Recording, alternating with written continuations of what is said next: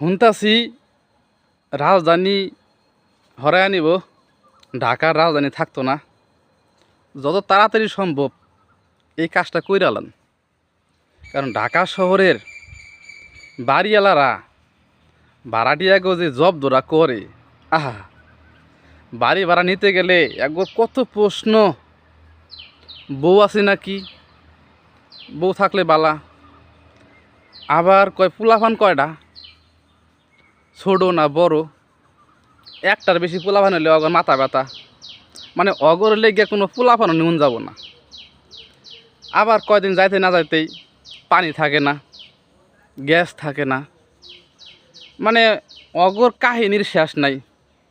মাস শেষ না হইতেই অগ্রিম ভাড়া, মানে ভাড়ার জন্যে যে এরা কি সুন্দর ব্যবহারটা করে, মানে একজনের ব্যবহার কি কমু, কালা কুত্তা সেবালা থাক, বললে আর কই নে।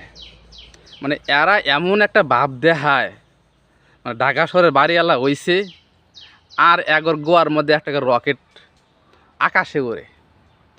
ভাই যত তাড়াতাড়ি সম্ভব এই রাজধানী ঢাকার থেকে সরান। আমি খালি এইটুক দেখ পারছি, ঢাকা শহরের বাড়িওয়ালাগুলোর ভাব একটু কমুক।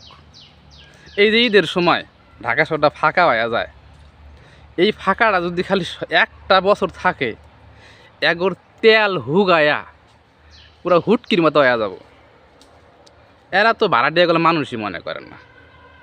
একটু কথাবার্তা একটু এদিক সেদিক হইলি খেত মানে কি কমো, এরা ভাড়াটিয়া গো এত তুচ্ছ মনে করে, মানুষই মনে করে না। আমরা চাই এই রাজধানীটা সরান, অন্তত আর কিছু হোক চাই না হোক, এই যে বাড়িওয়ালাগুলোর ভাব একটু কমুক। এরা বুঝুক যে আমরা ভাড়াটিয়া আসি বলেই ওরা চারটা নুন ভাত খাইতেছে।